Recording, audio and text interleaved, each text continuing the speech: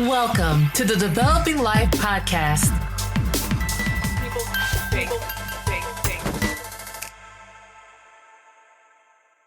Welcome to the Developing Life Podcast. Today we are honored to have with us Rick Griffith, a distinguished graphic designer, typographer, and cultural instigator whose work spans multiple disciplines over decades. Originally from Southeast London and now a dynamic force in Denver's creative scene, Rick has consistently challenged the boundaries of design and print. Through his consultancy and print shop, Matter, he blends typography with elements of language, history, politics, science, and music, reflecting his deep roots in punk rock. Rick's passion and commitment to social impact and education has led him to launch initiatives such as the Black Astronaut Research Project and to serve as a guiding force in various educational and cultural institutions with his ongoing work in teaching and public speaking. His design work has been recognized in numerous exhibitions and has found homes in prestigious collections across the globe, a reflection of his significant contributions to contemporary design and thought. With our host, Heather Crank, Rick will share insights from his vibrant career of art and activism, discussing how his commitment to creativity and social change has profoundly influenced the field of design and beyond. Thank you, Drew. Welcome, Rick. Hi. I'm so thrilled to have you here. I first found out about you when I lived in Denver, and then I had the pleasure of hanging out with you at Bend Design, where you gave one of the most amazing presentations I think I've ever seen. It was phenomenal. Oh, well, thanks. I think I was well rehearsed, and so therefore it'll turn out okay. Got consistency. Right. It's good. Something like that. So what I'd like to do is I'd like to start at the beginning. You were born in the UK and then you immigrated to the United States. And I'm really curious how the different locations affected you and what that process was like. Yeah, I think it's not really just locations. It's like that time in your life when you develop a certain attitude towards things. So I became a teenager in Southeast London, and then I finished my teenage years in Fairfax County, Virginia. And,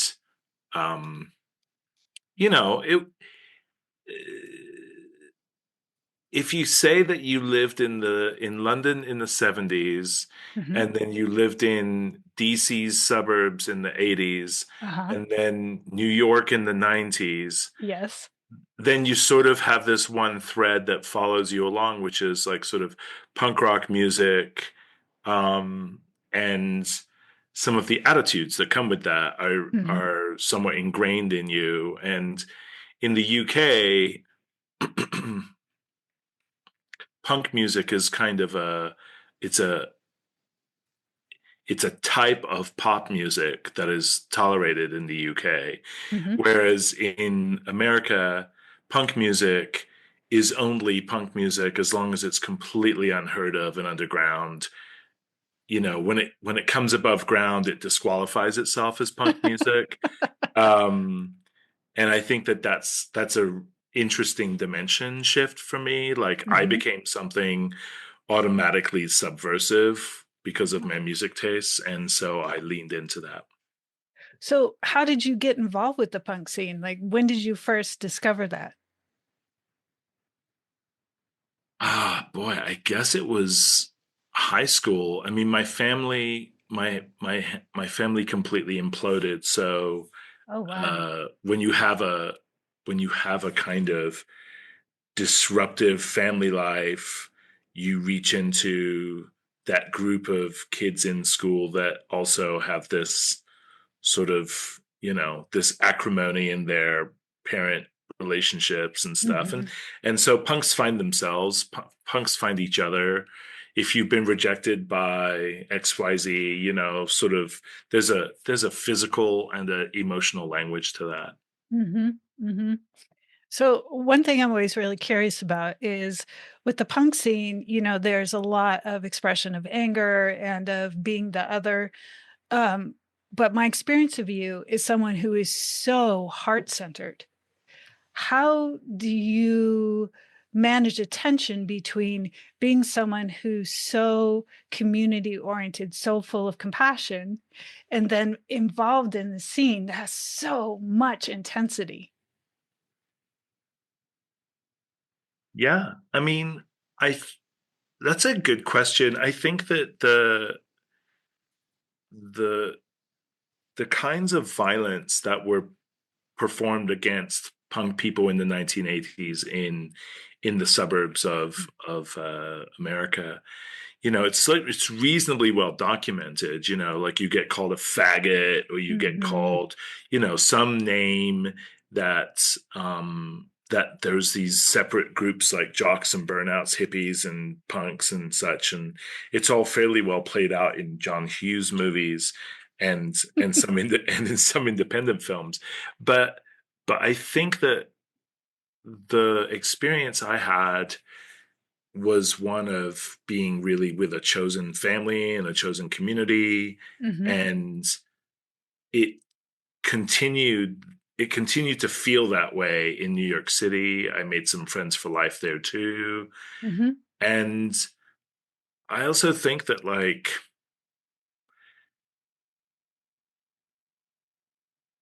you can know this intensity in an angry format. Mm-hmm. And I think that if you're a creative person, you might figure out that, like, you can burn out from that fairly Mm-hmm. quickly. And so I think I think that while it's always available. I mean, even today, 2025, like, being pissed off about something's pretty much available. Mm-hmm. But I think that what's most important is to figure out how people will join together and figure out how to help each other. It's always Mm-hmm. been a part of DC's punk scene, Mm-hmm. Positive Force, and a number of different sort of groups of people that were, sort of this PMA, this positive mental attitude stuff. It's not really just sort of toxic, hyper masculine positivity. It's actually just like helping people find themselves and feel cared for, um and know that, like, the superficial things that people reject about us in the 80s, or rejected about us in the 80s, weren't really important things, that we actually were made of much more rich and dimensional sort of uh, thinking, Mm-hmm. and that Mm-hmm. so I think you just get over it. I mean, some people are not ever not angry, and I understand that that's a real experience too, and there's a lot to be angry about, but I think I found my way through it into some other experiences, and so I stick with it. And I'm also a dad, like, Mm-hmm. I've become so many other things besides or on top of that punk identity, that, like, Mm-hmm. punk rock dad is just fine too. Lots of love in that, you I know love that. I love that. Okay, so you've moved and you're moving around all over the place. You're in the punk scene. How do you end up in design? Like, where do you pick that up? Record stores. I worked in a record store Oh. in Fairfax County when I was a kiddo, and one day I um, I happened to have dropped a tab of acid, and my boss went and picked up a couple of really special records from home, and then brought them into work, and um, I just looked at this cover, and I was like, I cannot. I don't even know what they call the person that makes album covers for a living, but I think I want to be one, Mm-hmm. you know? Mm-hmm. Mm-hmm. And that was the beginning of my journey. And, like, I think 16 years old is a perfectly good time to sort of discover that. And so I sort of found that, and then pointed and carried on. So what brought you? Okay, so let me back up. So you're looking at record design, you're thinking about, I Mhm. want to do this for a living. And then you found Rick Griffith design. So talk to me about how you move from Rick Griffith design into Denver and then into Matter.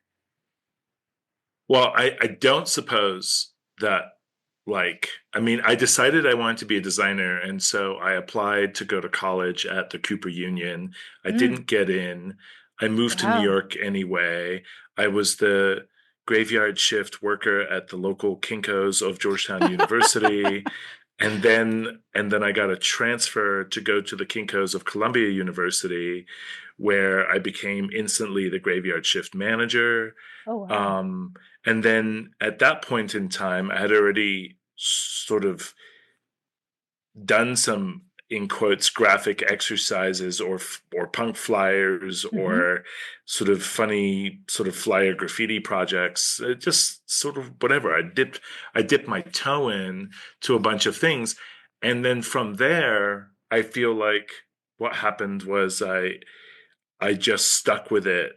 And New York City is an incredible place to get an education about design. Hmm. I took I took a printmaking course at Parsons and New School. Hmm. I took a truth functional symbolic logic introduction to philosophy course at the Eugene Lang School, which is also part of the New School. Then I took a Exacto blade and ruling pen class at the Cooper at nighttime at the Cooper Union, Hmm. Hmm. and the rest of the time I just worked and got books out of the Strand's basement and read everything I could find on graphic design.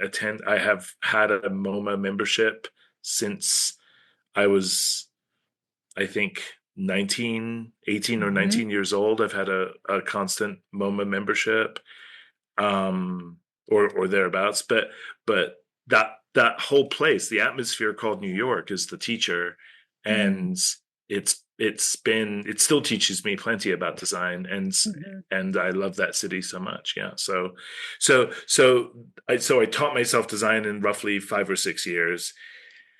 Then um, and then I start teaching people how to do software. Like, Hmm. so I was like working in copy shops like Kinko's, and then I traveled for a little bit with a punk band.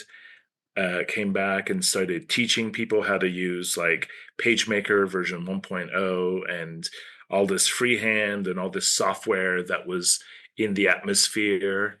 Um, and it was really silly, like all this early Macintosh software. I was a system operator. I was like I just knew my way around that stuff, Hmm. and I got plenty of work in New York City doing it. Hmm. And then I pulled back from the production side and tried my hand at becoming a designer. Eventually, like doing my own work and finding my own clients and stuff like that. And Hmm. that's where I found some support from a couple of key people. Um, Fred Gates, Peter Seidler, a couple of just like designers that were kind to me, gave me a shot. Hmm. Um, and then I fell in love and then followed a girl to Colorado. Oh, so that's how you ended up in Colorado. Yeah, yeah, for Wow. sure. Yeah. Okay, so you land in Colorado and you begin to think you could do your own thing. And so you start, is that where you start Rick Griffith Design? It started a little bit before that, but I was looking for a job out here. No one was hiring me. Hmm. So that forced me to hang out my own shingle because they hadn't met Hmm. a black graphic designer out here yet in the community out here. And so, you know, Yes. Yes. I believe you were the first black bookstore in Colorado. Do I have that right? no, there were black bookstores here when I was raising my kids. They just had closed down. Oh. So when Matter became also a bookstore, Uh-huh. it became part of a tradition, I suppose, of one black owned bookstore at a time out here. But certainly, we're sort of it right now, but who knows? And um, what's fun about it is that we have this cultural justice lens to our bookstore, of course, but we also have design and art as a pretty big focus. So we enjoy a lot of course, we enjoy being part of both communities, you know. Mhm. So So that's really it. for people who are listening and don't know what matter is, can you explain what matter is and what function it serves in the Denver community? Yeah, it's a design studio that in 1999 was founded with its own printing presses. Like I already owned a couple of presses when I started Matter, Mhm. and that the printing presses and the letterpress and the silk screening and all that stuff sort of just happens very naturally here. We're a production oriented place. And then when we moved into this building that had a storefront attached to it, we were like making our own stationery. So we decided that we wanted to have a store, Mhm. which is easy until you try and staff a store with people who are just like going up and down stairs or trying to get work done and things like that. But basically, it turned into a bookstore. It turned into something much more significant over the years. But it's been 25 years since Matter started, and it's constantly changing formats and personnel and all these interesting ways of being in the world. Um, and it's responding to like whatever's available, or it's responding to my interests, or it's responding to my partner's interests, and so on and so forth. So yeah. So, how do you decide what type of books that you stock in Matter? And um, I remember once you said that you often, when people come in and will recommend a book for your store, and you immediately will get it. So, I'd like to hear about the process. Well, the first part of the process is pretty easy. When people ask us if they want us to carry their book, Hmm. we will put it into a book club that we have that just simply reviews manuscripts and rates them according to a rubric that we've set out, which is, is this book right for our community? Who in our community would care about this? Is it well written, et cetera, et cetera. Hmm. Hmm. And that's called the Beta Club, Matter Beta. And but if it's a book that I already know about or that my partner has already discovered through various publisher marketing and stuff like Hmm. that, Hmm. then we'll jump in front of that and just simply get things that we enjoy, or we'll find things that we really care about and make sure that we have them on the shelves, topics and or titles and or authors. So you know it could Hmm. be it could just be a book that's by a very dear talented friend, and we'd put it on the shelf, and then we would train the people that work in the bookstore to sell it or to teach people about it, and then the customers will do what the customers will do. But generally speaking, we train our people to understand the titles that they're selling. So we have designers working in the bookstore, we have Black people in the bookstore, we have people from Latinx backgrounds in the bookstore. Hmm. So it's it's a combination of things. The community is pretty intersectional. Hmm. So we cover books for queer people, we cover books for trans people, we cover books for white people, Hmm. um, and then Black people, Latinx people, Indigenous people. And basically, we also, we work hard to find the authors who are writing about indigeneity or about economic theories that are different to the ones that we're in, or that would benefit people differently, or historically, philosophies that historically are written by indigenous people or people of color and such. So you have such a distinct way that you present yourself to the world. How did you find your voice? I know a lot of people struggle with that. I guess I'm lucky. The truth is on my side. I mean, Oh my God, that's great. Yes, yeah. I mean, yes. I live in reality, and if and I'm confident that I have a decent take on what's going on. So Mhm. I just grab hold of it and go forward. The the added benefit of not having to achieve something. Like the added benefit of not being in competition, I think is really helpful, because our investment in the community is one that we just sort of see as reciprocation. Like everybody is in community with each other, so therefore we have less competition, and I suspect that helps us stay on message, especially if there's a crisis or a catastrophe involved. Us being with the community, with labor, with queer people, with trans people, with intersectional feminists, this is all fairly easy for us because that's who we are as a group of people. And so we're making sure that we're continuously furthering our own education in these areas. And the confidence that I have is also a confidence that like other people that work here have. And it's nice to just be on the right side of shit. So we don't think that we're always right, but we know that we're on the right side of it because we don't have we're not picking fights with people. We don't have a lot of acrimony out there in the world. We're basically trying to give people tools for liberation, and there's nothing wrong with that. I love that. Okay, so I'm going to switch gears just a little bit, and I would love to know more about how you created the Black Astronaut Project. This is so intriguing to me. I would love to hear you speak about it.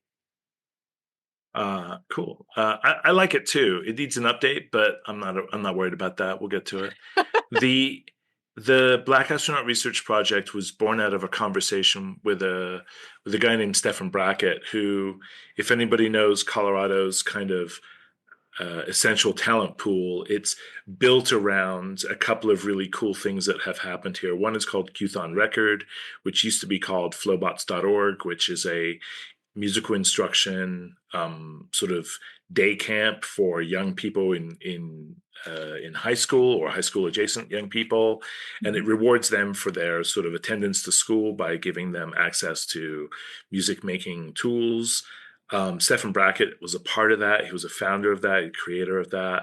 And one of the other places where talent is developed is at the ILIF School of Theology, where we share a mentor whose name was Dr. Vincent Harding.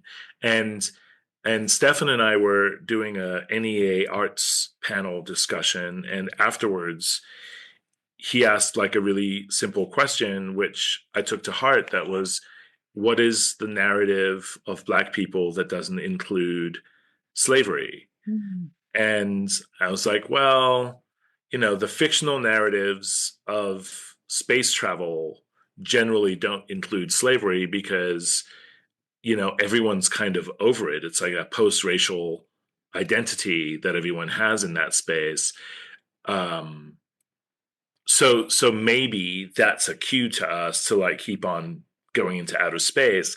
So I sat with it for a while, and I love making small projects. I love doing like sort of projects that have bookends. They're very discreet and simple.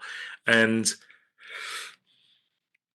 basically it was like, okay, let's do a database of all the astronauts, both fictional and non-fictional. So there are only 17 Black astronauts in the history of the planet, like NASA and other space agencies.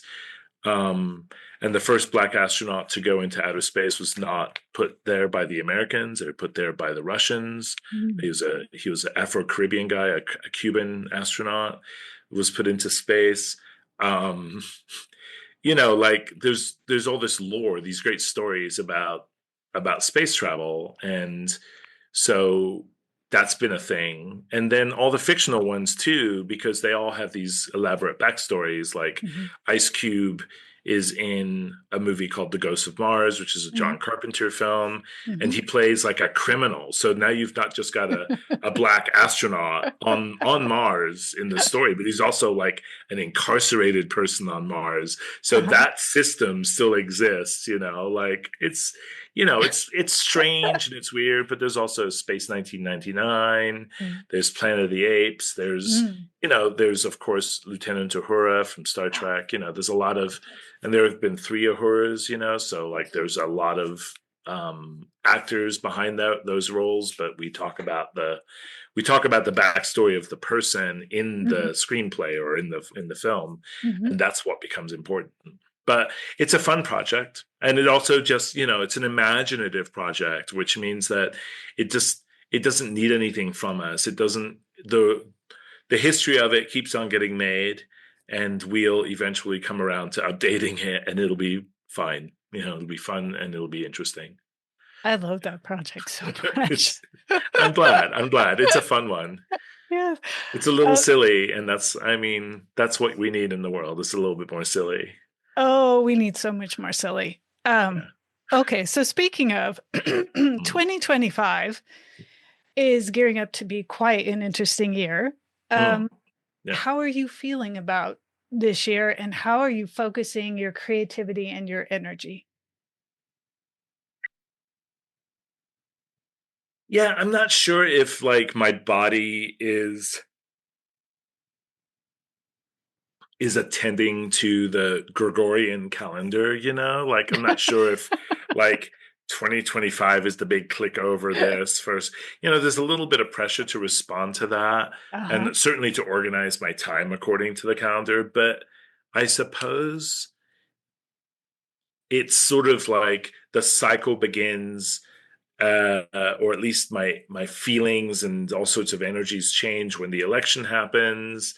Um, Again with the inauguration, again with Mhm. last week and this week, Mhm. so there's all this sort of this energy that's put out there for me to respond to, and I feel like I already know this, Mhm. so this is where we have already done something interesting and will continue to do interesting things. It's a big opportunity. It's a big opportunity to show up for our community and show them some resources, or show them the history of this moment, or show them, sort of what this moment might have evolved from, or show them things that might not have been given a lot of attention so that we could pay attention to them now, Mhm. change some ideas. Mhm. It's a big opportunity. As a teacher, I think it's great. As a designer, I'm looking forward to it, because the more serious we get about being in community, the more teaching that happens around how to be together, and that's an exciting Yes. dimension of teaching for me. As a Black person, I feel like continuously disappointed, and feel like that Black people put actually let's just say, as a person not struggling in poverty right this moment, I feel like poor people are screwed, Mhm. and I feel bad about it, and I feel Mhm. like not enough people are doing enough about that. Mhm. And and we've already put on like some seminars and some meetings talking about neoliberalism, and we're trying to train people, ourselves included, train people away from neoliberal tendencies, things that are sort of individual and self-serving, Mhm. into things that are much more community focused. So I'm a little disappointed in general, with everyone, including my own attention to some things. But again, it's like, there's so many opportunities to change that. We tend to take the change opportunity more seriously than the shame and the scorn stuff. But you have to have a reason to change, and the reason to change is because other people's children, right? Yeah. You have to lean in a little bit harder, or you have to work a little bit harder towards um the right thing. And I sense that the reason is other people's children, Mhm. so Mhm. we have to start giving a shit about who makes our clothes, or who sweats on our behalf, or where this trash goes, or whatever. and Yes. and to me, that's all just part of it's all part of it. The trouble that we have here is that the people who have money are concentrating power as well. And Yes. so, like, those who have no money, or very little money, are about to get squeezed even harder. True. That's just the reality. But being squeezed even harder doesn't help you not poison yourself with fast food. It doesn't help you when it comes to dealing with bottled water. Like, your effect on the rest of the planet is generally magnified by a food desert or by some other circumstance that you've been put in. So your desperate action is fuel for the end of the world, sort of thing. So it's really disruptive to our own beliefs about ourselves, and whether we believe we deserve or should have clean water, or whether we just think, like a child shouldn't be making our clothes and things like that. Yeah, I can't agree more with that. That idea of self-worth, it's a big one. Mm. It's a Well, big one. it's not self-worth, it's just humanity. it's Mhm. it's it's got a lot to do with just like how much other people have to suffer for us to have a life that we don't even want. Yeah, that's So, that's the fucked up part of it. I mean, yes. really, like nobody wants to eat garbage food, and yet garbage food and garbage wrapping and garbage that comes around your food and microplastics and whatever else is wrong with it, all of that is a life you don't want, and it's also fucking up someone else's life around the planet. So, Mhm. like, how is that a good deal? Yeah. That's the question, so questioning and even improving some small part of our sort of neoliberal self-identifying I deserve good things, nice things attitude, just questioning a part of that should be able to change us, and should be able to bring us into some kind of alignment with community, so that we start caring more about other people besides ourselves, people besides our immediate family, things like that. Like, how do we get to that place? Right now we just care about ourselves, and Mhm. and that's painful. That's painful to watch, and it's painful to watch people not be able to divest from certain bad behavior, and so on and so forth. Oh, so true. Yes. Speaking of that whole area, um, if you have had a moment of failure or conflict or challenge in your life, um, how has that moment fundamentally changed you as a human or as a designer? Both. It's hard to say if it's failure or not. Like, um when my wife died, I had two teenage daughters, Mhm. and I had discovered that, in the moment of her death, I was only half a person, and that I had sort of configured my expressions.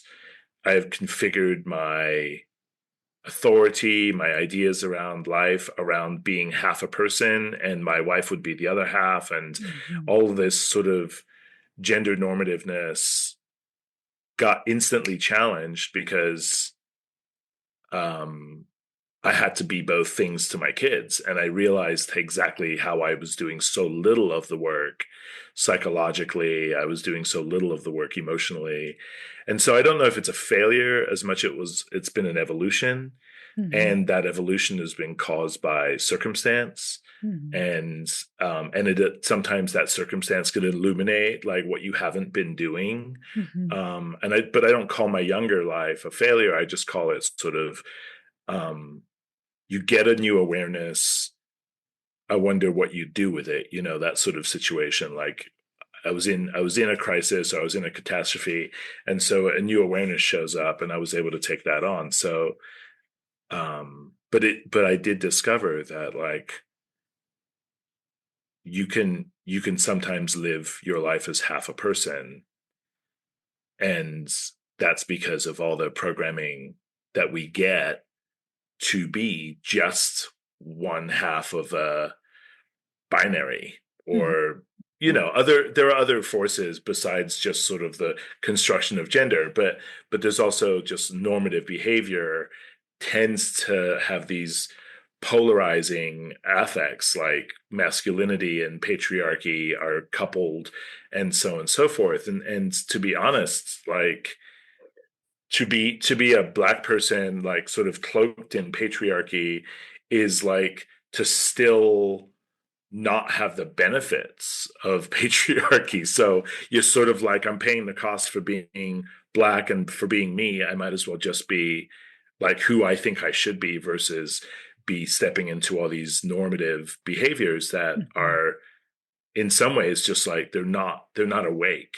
And that's where the punk thing comes back in. Like, I was like, oh, scratch, like I thought I was an alternative thinking person, but really an alternative thinking person wouldn't even wear these labels or wouldn't even care about this and would be expressing all sorts of ideas instead of just these sort of patriarchal normative behaviors that lead to more power and so on and so forth.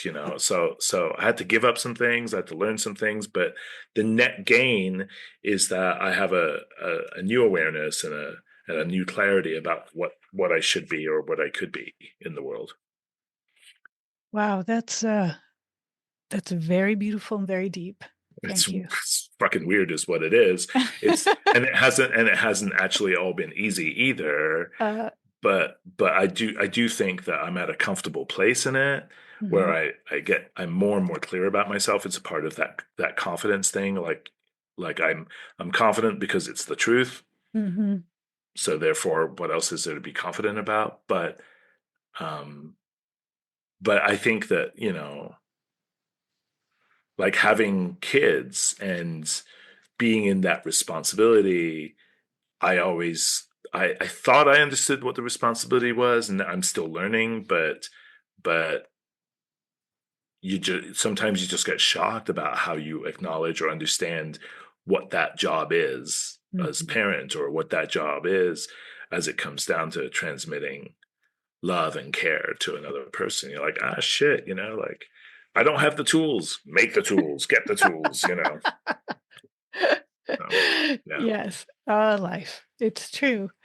Okay, so I'm going to switch gears one more time. Go ahead. So you have this amazing radio show called Designed to Kill on Tuesdays at 4 p.m. Mountain Time.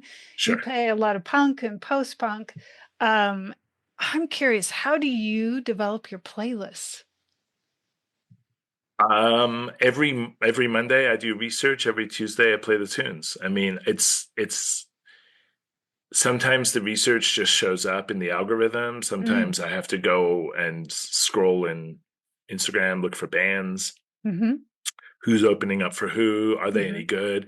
Usually that's the best place to look for new music. Is like if they've hit the road in support of another act that you like, then maybe that's a act that you want to check out. And then if you can get ahead of it, meaning if they're just on their regional tour, like where they live, if you can get ahead of it, then you might be able to see them in a really small venue in the States when they get here, stuff like that. So I mean, I do a decent amount of music research, and I've been DJing since I was 17. So Wow. I don't plan on giving it up. I have recorded most of those shows, but I don't give out the recordings. I just kind of clean them up and put them on cassettes and then give them, and I'm giving a few to my local bar because I have a cassette deck that they like to put on. But mixtapes, it's basically just a long mixtape with a little bit of back announcing built into it. But I'm glad you like it. I do. I enjoy doing it.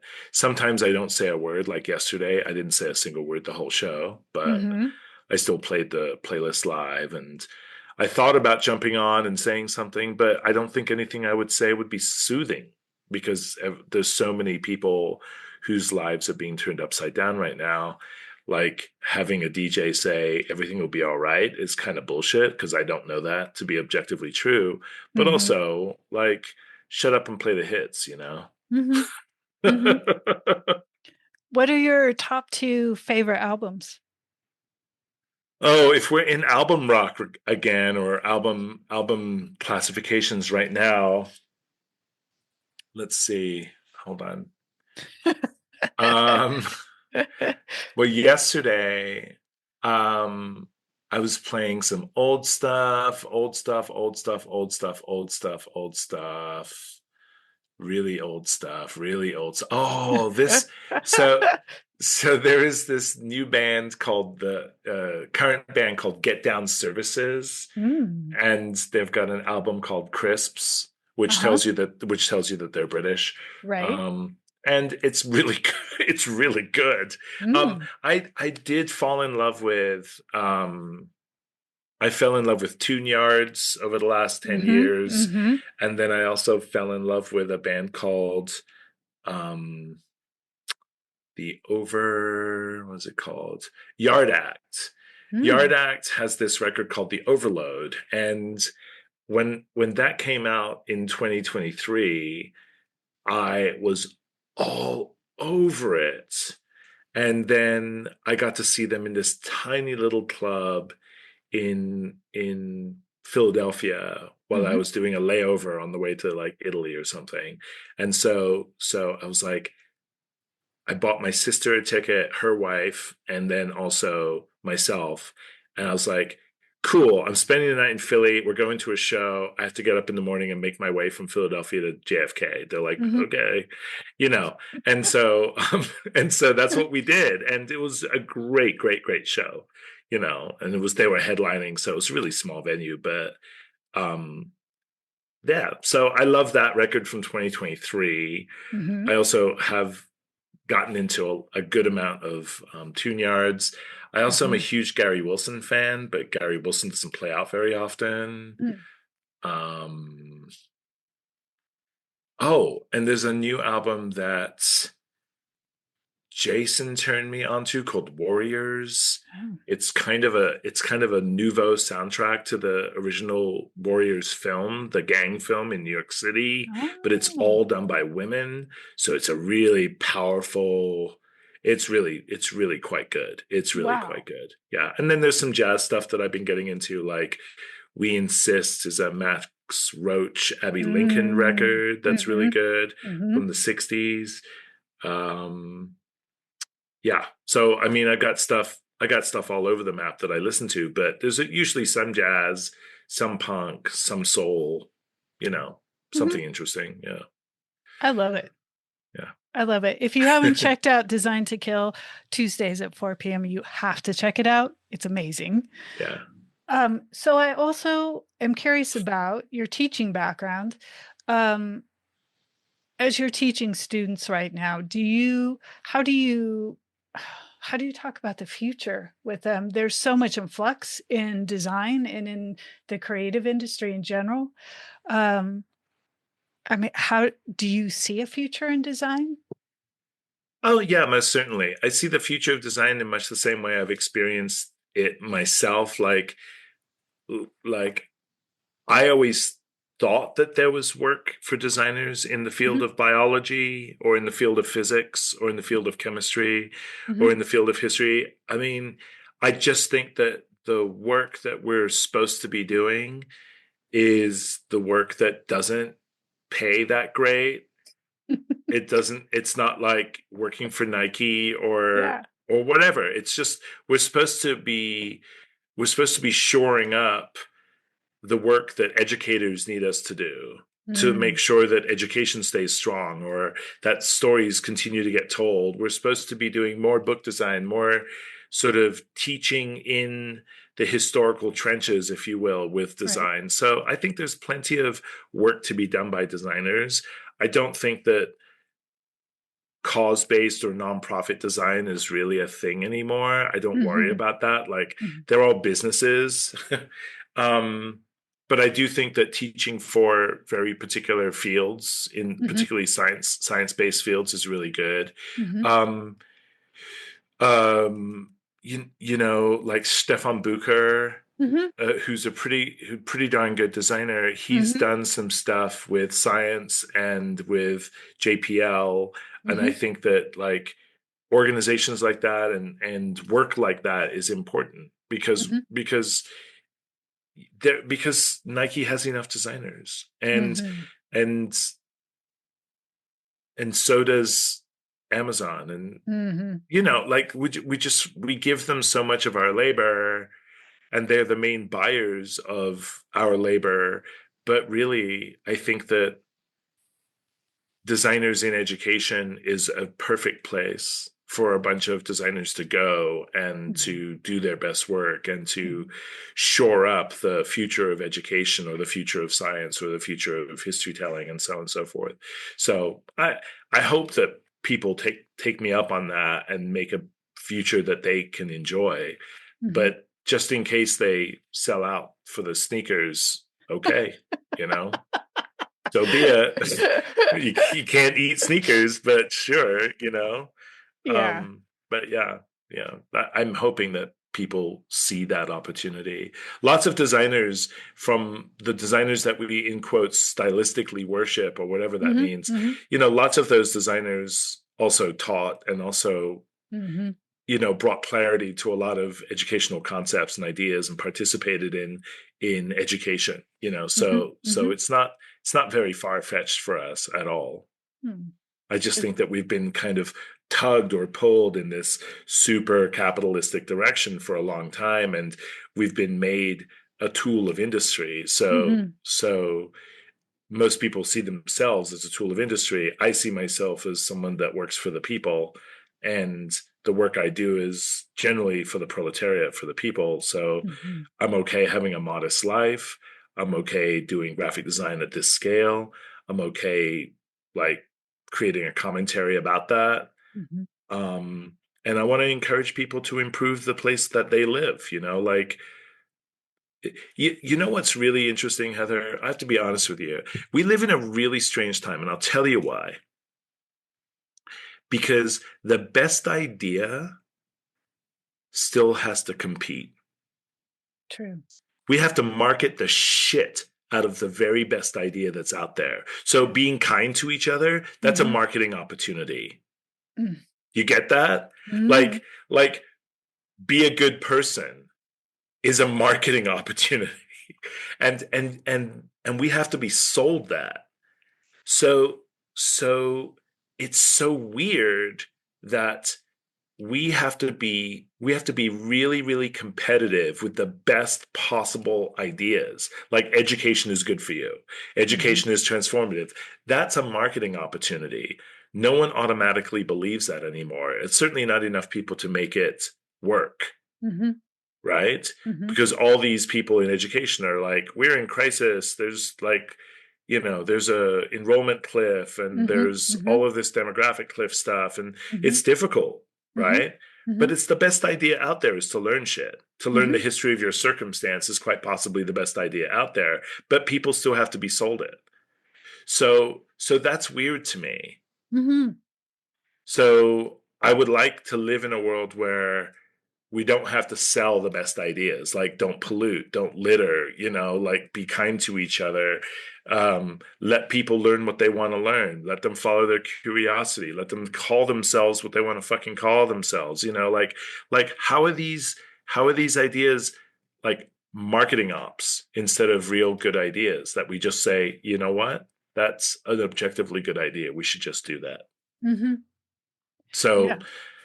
So as long as people are doing the wrong thing, I guess graphic designers can go ahead and call the future the marketing of the best idea against the worst idea or against no ideas, right? Yes. Yeah. Yes, that's something that bothers me quite a bit. Kindness is its own reward, I think was a saying a long time ago. Market it. Put it on a t-shirt. Fuck. Oh, Rick, it's true. I'm not cynical either. I mean, it's just a fact. I'm not cynical about it. I'm just like, geez Louise, like, we got to compete with the best ideas. That's so weird. The best ideas should just win. They should just be best ideas. That's it. Yeah, agreed. Like pro-choice. What the hell's wrong with choice? I know. What's wrong with choice? Nothing at all. Self-determination, nothing at all. Agency, nothing at all. But yet you've got to compete. You've got to sell it. Yeah. Jesus Christ. Well then sell it. Then would you just get on the job and sell it, please?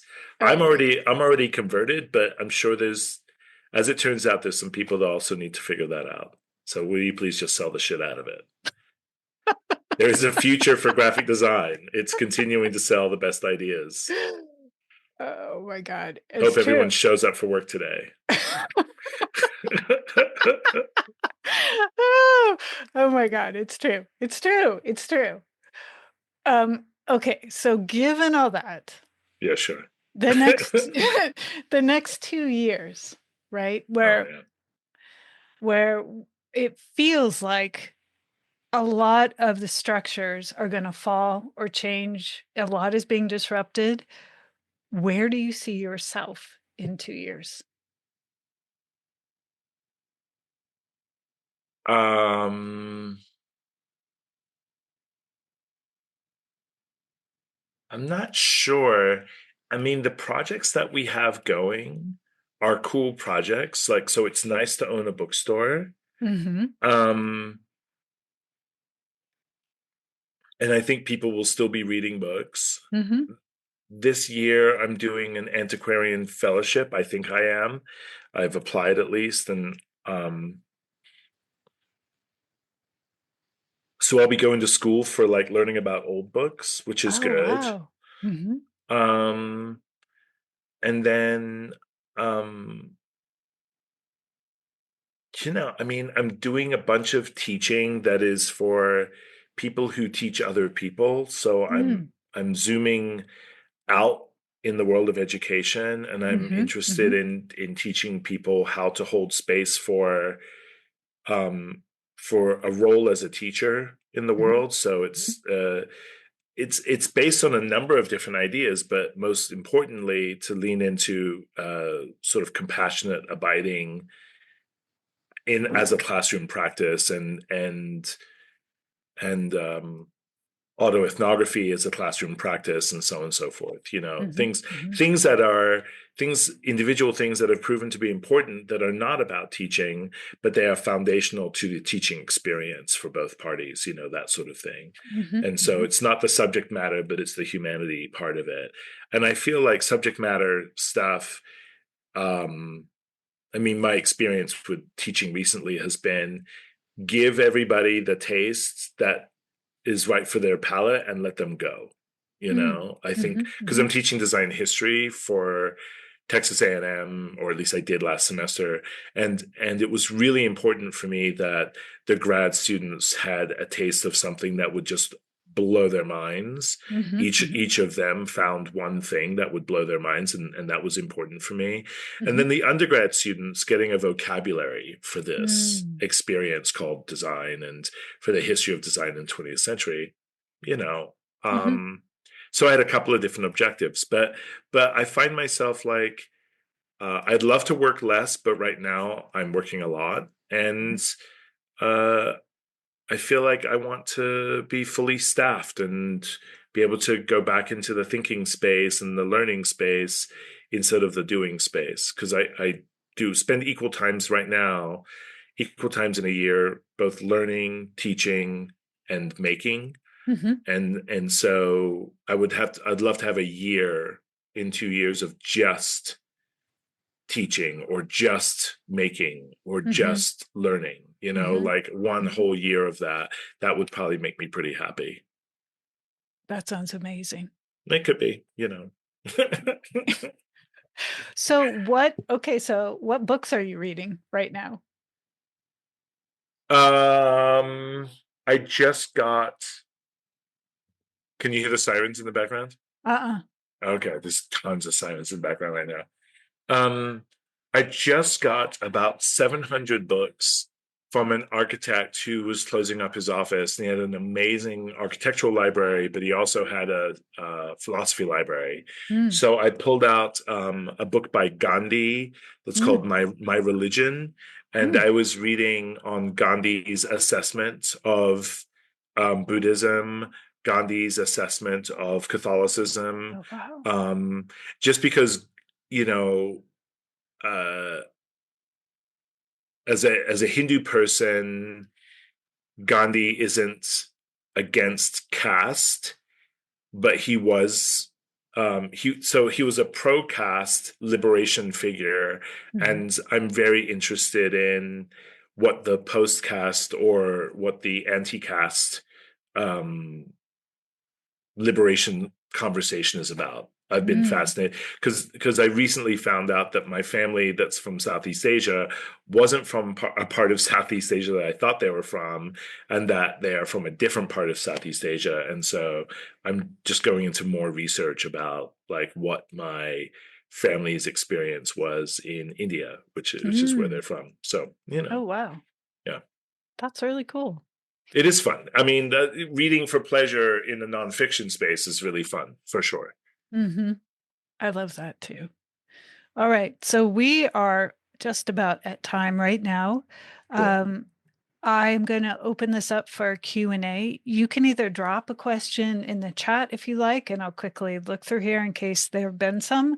Or you're Okay. welcome to turn on your camera if you'd like to speak with Rick directly. Let me just see. Yeah. Let's see. Yeah, I had one from Devron asking what your two favorite punk albums are. The best album of all time is Entertainment by Gang of Four. And then a favorite other punk record, boy, oh boy. Really a big fan uh, of Magazine, Howard Devoto's band, or gosh, I mean, uh, there's so many good records. There's so many good records. Like Fresh Fruit for Rotting Vegetables is a great record. There's a compilation from Maximum Rock and Roll in the 80s called Peace. That was an amazing introduction to like 50 punk bands around the country. That has to be one of my favorite records. Um, I think mail order records from the 1980s was really like an amazing experience. So my best friend at the time, Ken, he he would buy stuff mail order. He had a lot more money than me, or he had, more stable life than me at the time. Um, but yeah, he would buy stuff mail order and just like we would play them until the grooves wore out. It was really great. So yeah. He also asks if you had a whole year for teaching, what Mm. specifically would you teach and what message would you want your students to take away from the experience? Right now, I'm really interested in teaching people how to be how to be a teacher, like sort Mhm. of the levers and the pulleys of teaching itself as a practice. And uh, so what we're calling some of the workshops I'm doing this year, we're calling professional development for teachers, and that's cool. I think what I want people to learn is just how their own confidence is available to them. Mhm. They simply have to care enough about the way that the confidence that they have works as a tool to help young people. Like, Mhm. if you don't care about confidence for your own purpose, Mhm. that's fine. But caring about confidence because other people need you to be confident in the work that you're doing, Mhm. that's actually a whole nother dimension of a reason to be confident and a reason to be honest with yourself and a reason to evolve, is that other people's lives get affected by that. Mhm. And if I can help people get closer to that experience, I think that would be amazing, you know? Mm. Like I feel that would be just amazing if people just they arrived at their confident place because they needed to, not Mm. for themselves, but for others. Beautiful. I've got one more question here from Hannah. Given that we have to, quote, market kindness, what are the ways that you feel you can grow a community and instill the value of kindness? Um, so my feeling is that like you can definitely like tell people, but showing them by a series of connected action is Mhm. so much more useful. So in our store, which is devoted to being a store, we also have a small locals only nonfiction library. Mhm. So if you need to borrow a book and it's in our library, you get to borrow the book. That's free. Mm-hmm. Then we have prints that are our graphic design products, the stuff that we make. We have prints that are pay what you can afford, and so, and then we have workshops that are like, no one is turned away for lack of funds. So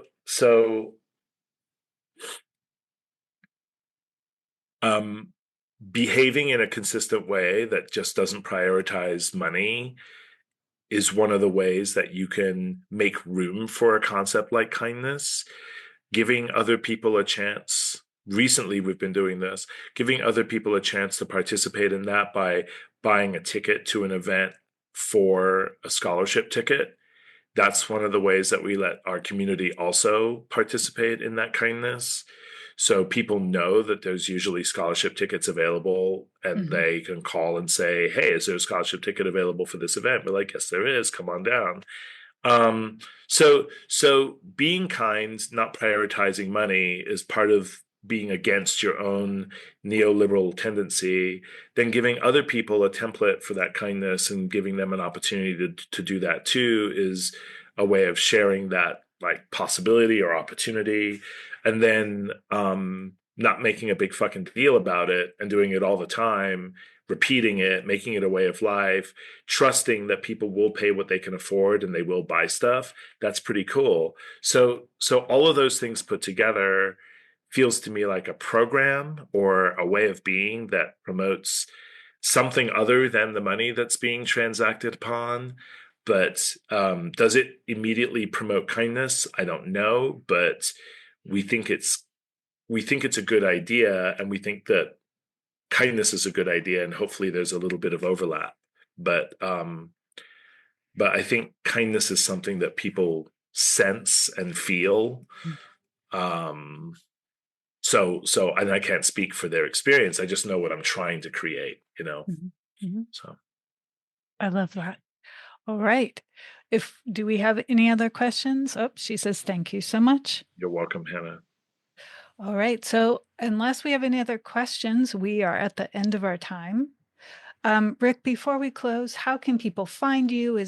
Do you have any projects that you would like people to be aware of?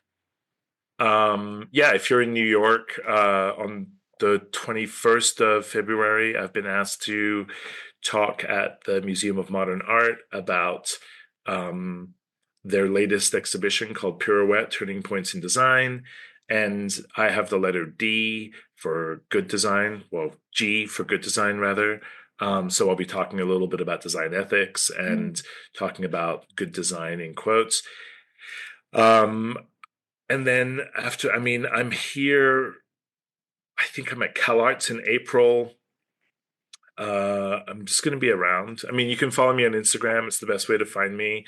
For now, maybe I'll shift off to Blue Sky. I'm not a perfect person, and I don't even do Instagram that well. So learning new ways to be in new products just sounds like a nightmare to me, to be honest. But again, like sometimes we have to do the right thing because, it's the right fucking thing, So yeah, I'm easy to find though. Just have to Google me and look for the guy with the silly hair. Thank you so much, Rick. It is such a pleasure to speak with you again. Mine you too. for giving us your time and your expertise. For sure. Best wishes for 2025, and hope we talk again soon. Yeah, back at you. Thank you so much.